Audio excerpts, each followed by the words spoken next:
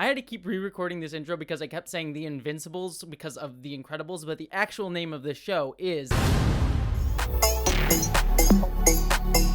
Yes, interwebs, today for Jessie Recommends, a series that I do on this channel where I sort of recommend things that I liked or that meant a lot to me in my past or that I've watched recently, as in this case, that I want to offer up to you as something that I recommend to you to watch that I think you will enjoy. And today we are going to be talking about, like I said, Invincible, yet another superhero TV show in a world inundated with superhero media. And honestly, because of that alone, I almost didn't even give this show a chance, and that's saying something because I generally try to watch all superhero things, but I'm kind of getting a little bit, like I said, inundated with a lot of superhero stuff at the moment, and I kind of looked at Invincible and sort of said, well, it's kind of a deconstructionist, ultra-violent kind of superhero show on a network, Amazon Prime, or streaming service, I guess you should say, that already has one of those in The Boys, and I love The Boys. The Boys, I don't know, my boys, I don't know why I'm saying it like that. Anyways, but when I looked at that, I was kind of like, well, what is Invincible really going to have to say in terms of anything new when compared with The Boys and coming from the same network? So I was a little bit hesitant, but a few of my friends who read the comics that this show is based on said, like, no. You need to give this show a watch. You need to, like, at least give it a chance to just sort of grab you because it does something completely unexpected and different with the superhero genre. And I said, okay, I will give it a go. And I was not disappointed, let me tell you that. As someone who has never read the comics, did not know what was coming with this show, I have to say I was a little bit floored with some of the storytelling choices in this and some of the structural choices that they made within this that I think is absolutely fantastic and bold and definitely taking a big risk with possibly alienating some of its audience right up front because without spoiling too much, and I'll talk about some spoilers a little bit later, but staying spoiler-free right up front here, the first episode of this show, the first 30 minutes, I was kind of like, yeah, this is just kind of a bog standard superhero animated show that I've seen kind of a billion times before. You know, it's about like a son whose father is a superhero, kind of like a Superman-esque sort of guy. His name's Omni-Man, played by J.K. Simmons. Stephen Yeun plays his son. And he sort of learns that he has powers, a little bit of a chip on his shoulder because he gets powers late in life, and then he finally develops them, and his father starts teaching him. Then there's like a whole superhero world with like a Justice League analog sort of thing going on here. And I was like, okay, this is kind of fine. It's all fairly standard. It's not even as interesting as The Boys, which kind of has this sort of like cynical, deconstructionist, like very anti-capitalist sort of thing going on for which I think had a little bit more of an edge. So I was like, is this really doing anything new? I don't really know what this has to say. And then the episode hits the end credits, and I will say, stay after the credits, because there's a whole 10 more minutes after the credits, because it changes to something that you do not expect. And it tees that up perfectly. It gets you to expect one thing, and then completely, almost literally out of left field, it goes a completely new direction. And I was like, oh, so this is what this is. Okay, fan-freaking-tastic. So I'm going to talk about that. I will have to talk about that twist to sort of give you a full review of the series later on, but let's sort of stay in the spoiler-free zone and sort of give you some generalities about what this show is. First off, like I said, let's talk about the voice cast here. The voice cast for the show is top notch. Just look at the cast list. There's so many great people. I've already mentioned J.K. Simmons, who I absolutely adore, though honestly he is probably the weakest part of this. And don't get me wrong, I love J.K. Simmons. I think he's one of my favorite actors of all time. I feel he's a little bit miscast here, or at least I feel like I see J.K. Simmons whenever I hear his voice in this show, but he does a solid job as Omni-Man. But the real standouts within this show overall, and I could go through almost every single cast member because there's so many great ones, but the two just to quick mention up front are Stephen Yeun, who, like I said, plays the lead character, Invincible, and Stephen Yeun is having a phenomenal year, by the way, between Minari, and I saw him last year in a movie called Mayhem, or actually, yeah, I thought it was like 2020 Mayhem. Stephen Yeun is just kicking butt all the way around, and I think he does not stop here. I think he just does such a good job embodying a teenager. There's so many like real moments within this show that feel very, like, I related to so hard. There's like a quick scene in one episode where he comes home from saving the day as a superhero, and his father sort of stops him and gives him advice as being a superhero, but it plays as like one of those, like, dad's gonna give you advice while you have, like, he has his girlfriend in the bedroom, and he just like, yep, listen, dad, got you, Cool.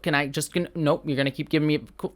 I appreciate the fatherly advice. And Steven Yeun just plays that so spot on perfectly and so relatably. It's just absolutely wonderful. So even amidst this whole crazy storyline going on, the storyline feels relatable in many different ways, and Steven Yeun just absolutely captures that. The other person that I want to call out here is Zachary Quinto, who plays a character called Robot. Robot obviously is a robot. He seems very emotionless, kind of jumping off of Zachary Quinto's strengths when he played the character of Spock so wonderfully, but you do get like added depth to the character, and I almost didn't catch that it was Zachary Quinto right off the bat because he's so steeped in this performance. Like, I just hands down, Zachary Quinto might be the MVP of the show, and I'm not saying that because of my love for Spock and for his take on Spock, but I think he just does an absolutely fantastic job sort of taking the strengths that he had from Spock and placing it into a sort of even more robotic type character, and still giving him a lot of depth in these first 3 episodes that we get up here. The superhero world in general, without getting again into that big spoiler that I have to talk about, is really fleshed out. You can clearly see that this is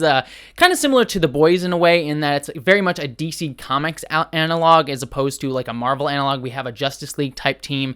We have characters that seem very similar to that. Like, there's the teenager team that feels very like akin to Teen Titans / Doom Patrol in how it's set up. You get characters like a demon from hell trying to stay out of hell, which reminds me of sort of like Etrigan from DC Comics. So you get a lot of those types of characters. You get a lot more characters from the government here, kind of reminding me of sort of Amanda Waller oversight sort of thing. That does come into Marvel a little bit too, with sort of government oversight of superheroes, but to me, my mind, and maybe it's just because my familiarity with DC, I sort of relate that sort of like government discussion more to DC Comics, because it usually is more overt there in my mind, and sort of relating it stuff to that. So very clearly a DC Comics analog, and breaking down that world, these sort of larger than life characters that DC has as opposed to the more ground level characters of Marvel, but then taking those sort of bigger than life characters and making them feel grounded here. I think that works great. Some of the heroes, some of the characters are absolutely fantastic. I think there's some like surprising twists and turns within their character dynamics. The teen team is absolutely wonderful. I think there's some really clever powers. I think like Duplicate, her name is Kate and she can double herself, I think has some really clever usages there. There's some similar stuff to The Boys, and like there's some talk about like marketing and how superheroes are marketed. It's not as overt an anti-capitalist discussion as The Boys is, but you get little bits and pieces of it. Like there's one of the superhero characters, she has like a big like female symbol on her chest that's like canceled out, and sort of like a big like feminist statement sort of thing, that it kind of gets in there, but it's not as overt as The Boys.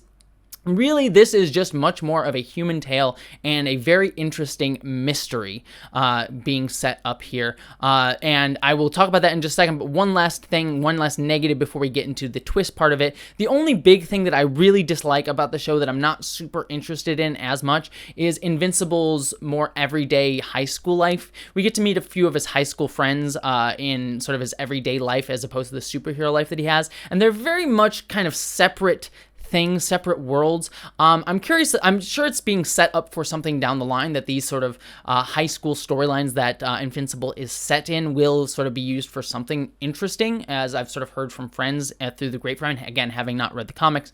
But as it stands, in these first 3 episodes, I was kind of like, I'm bored. I don't really care about these characters. Anytime there's a high school scene, I just really kind of wanted to get over, because all the other dynamics elsewhere are much more interesting to me. And I was just ultimately kind of bored with those scenes. So that's my only negative, but I am willing to take that back if they do eventually lead to something interesting, because like I said, the first episode of this was also kind of uninteresting to me and became super interesting with a big twist. So they might be doing the same thing with the high school stuff, but sort of taking it on face value for this first 3 episodes, that was clearly the weakest link here. But now I have to talk about the twist. So if you haven't seen the show yet and you want to preserve this twist, it is a great twist, like on par with some of the best twists I've seen on television. So if you have not seen the show and you want to preserve that, stop here and go watch it, and then we can talk about it later in some other discussions or my live streams or whatever. So just go watch it, but we're going to get into spoilers. So the final 10 minutes of this of episode 1, which, oh boy, Omni-Man calls in all of the Justice League type team here, World Guardians, I forget their, Guardians of the Globe, I think is what their name is, and he straight up murders them all brutally. And that is utterly fantastic, because what I love about this is setting up a mystery, but it's not a mystery of who done it, because we know Omni-Man killed the Justice League, and he's sort of like a sort of Superman metaphor character. Like, he comes from another planet. He sort of clearly has like an agenda to sort of help humanity, sort of thing. So the mystery more becomes why. why did he do this? And the tension becomes from, will he get caught? So we don't know really his intention. Is it a good intention, or is he power hungry? Is there some sort of ulterior motive with the alien people that he comes from? That's all phenomenal. But then you sort of see the horrible things he's doing and the things that he's hiding behind. But then up front, he's still being a hero. He's still saving humanity. He's doing really terrible things, but he's making humanity more dependent on him in an interesting way. And then you sort of juxtapose that with his son, Invincible, who wants to just be a straight up hero, trying to do his best, and doesn't even know that his father is doing these atrocious things. It's such an interesting dynamic that just took a complete left turn out of nowhere and just creates this wonderful type of mystery that you so rarely get. Like I said, we almost always get like whodunit mysteries. This is a why done it mystery, and that blows my mind that you could do something that intriguing in a superhero genre, just to set up some interesting characters, dispose of them quickly, and then have me ask, like, what is actually going on here? Truly, truly fantastic, and I think that it builds appropriately throughout these first 3 episodes. I think that there's an intriguing sort of mystery setup. There's possible tension, like there's clearly ways he can get away with it, but you can also see that he might get caught, and there's some avenues for him possibly getting caught. But I'm just sitting here being like, I really don't know what to expect from this show. He could get away with it. He could be fine with getting away with it. Also, he may have good reasons for doing what he did. I don't know. And I'm just so intrigued by whether I can trust this guy or not. Right now, I'm leaning on not, but I am not 100% sure on that. And so clearly he's awful and evil in many of his actions, but again, not knowing his motives, I don't know. And that's just so fascinating, but I think it smartly doesn't focus on Omni-Man as the main character. We're focusing on Invincible and his arc. So if it was just all that why done it stuff, I would kind of have lost interest with if it just sort of drags that along. But the fact that we're focusing in on Invincible and his storyline and his character development and his sort of wanting to be a hero while all that sort of larger than life stuff is happening around him, I think it makes it really, really wonderful and very distinct from The Boys. The Boys is such this like very, very cynical show throughout, and I think it's very smartly done. I think it's very wonderful.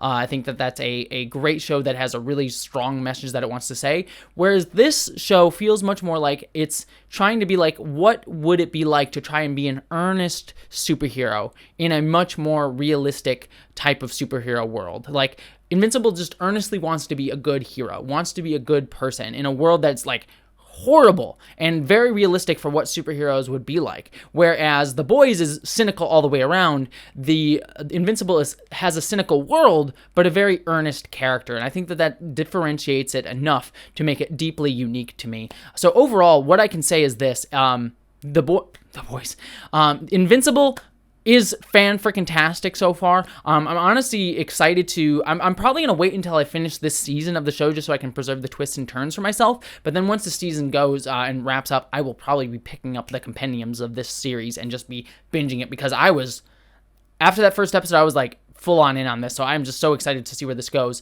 Like I said, I'm probably going to preserve no spoilers for me, please, in the comments, if you can save me that, but I'm going to try and preserve myself for this whole first season, and then I'm picking up those compendiums, and I just need to read it, because I just need to know what's going to happen. But I'd love to hear all of your thoughts, everybody, down in the comments below. Did you like Invincible? Did you hate it? Let me know. Were you as shocked as I was by that twist? I really want to hear all of your thoughts. Don't forget to subscribe. I also have a Patreon that you can help me do what I do, but beyond all of that, I just hope that you, as always, please, dear God, live long and prosper. Why did I say it like that? I was like out of breath. Live long and prosper. Let me just say that like just earnestly instead of like running out of breath or whatever. I love you all. You're wonderful. Patrons, it is time to assemble! Catherine Lambeth, Miranda Janelle, Ashley Allen, Bokikio, Eli Bergmoss, Ashlyn Solstice, John Cool, Greg Gillum, Stephen Kleinard, Chamomile T, Randy Thompson, Wellington Marcus, Boyd Earl, and Marybeth Earl, Stephen Schuhart, Wayne Twitchell, Auntie Kate, 808, Rick Osborne, Dominic Noble, Ish the Mad, Buttoneer, John Steele, Meadow Whisperer, Gavin Robinson, Michael Beam, Munir Amlani, BBD, Jason Knott, Hannah F, Andrew K, Bree Beecher, Jasmine, Sky Skinner, Maeve, Skylar Gray, Flynn Nathan Steele, Tiffany Danger, Sean Piper, Geek Filter, Jane Packard, Wen Dizzle Bizzle.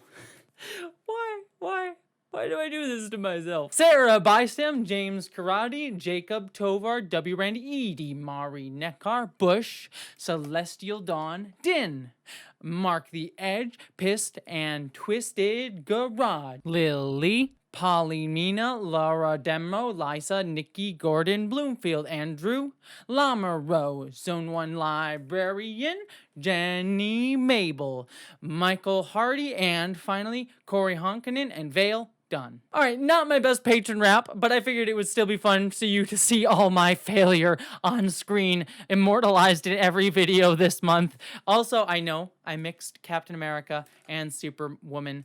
Deal with it. But thank you, honestly, to all my patrons. I really appreciate all of you, and you really mean a lot to me. I would not be able to do this without you. Thank you so much for supporting me being an absolute dork and weirdo. I wish you all the best.